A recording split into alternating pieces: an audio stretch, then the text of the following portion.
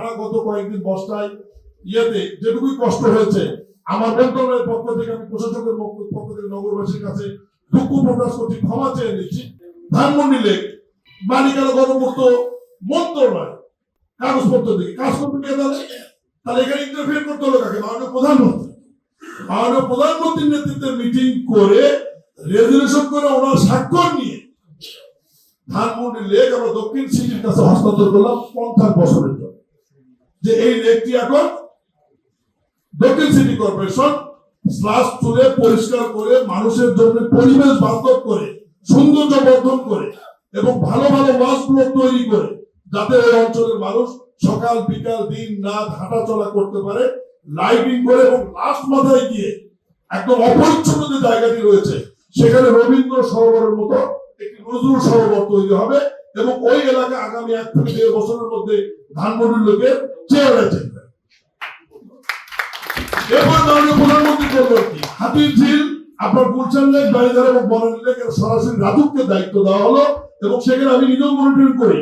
আপনারা দেখবেন যে খালগুলোতে পরিষ্কার পরিচ্ছন্ন কাজ চলছে, আপনারা নিজেও গিয়েছেন সোসাইটি থেকে, আমরা প্রতিনিয়ত মনিটরিং করছি যে পরিষ্কার করে অন্তত আপাতত যাতে দাসানকান্দি লাইন না যাওয়া পর্যন্ত, এসটিপি গুলো নির্মাণ না হওয়া পর্যন্ত যাতে অন্তত পক্ষে একটা মিনিমাম পরিবেশের মধ্যে আমরা এগুলো রাখতে পারি।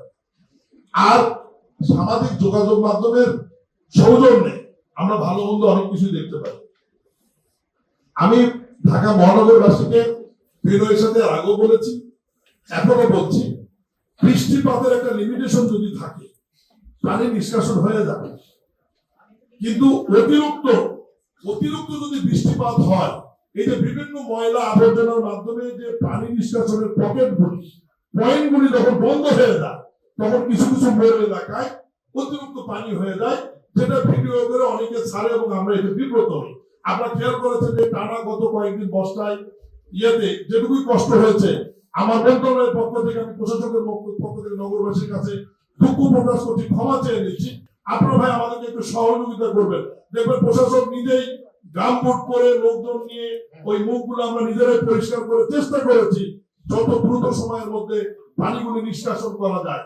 আসলে এই নগরায়ণ যেটা অনেকে আমরা বলি বিশ্বের মধ্যে পরিবেশের দিক থেকে দ্বিতীয় তৃতীয় বিভিন্ন কারণ, কিন্তু একটা কথা আমাদেরকে স্বীকার করতে হবে যে 100, 200, 300 বছরে এই নগরায়ণ যখন হয়েছে অবশ্যই এটা পরিকল্পিত ভাবে হয়।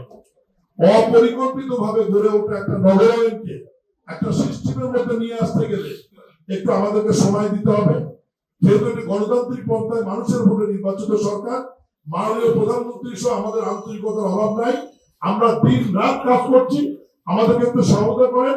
আমি আবারও বলি, মাননীয় প্রধানমন্ত্রীর বক্তব্যটা আমি রিপিট করছি যে আমরা এই বাংলাদেশকে সিঙ্গাপুর বানাতে চাই না, আমরা এই বাংলাদেশকে কানাডা আমেরিকা বানাবো এ ধরনের কথা কখনোই বলবো না।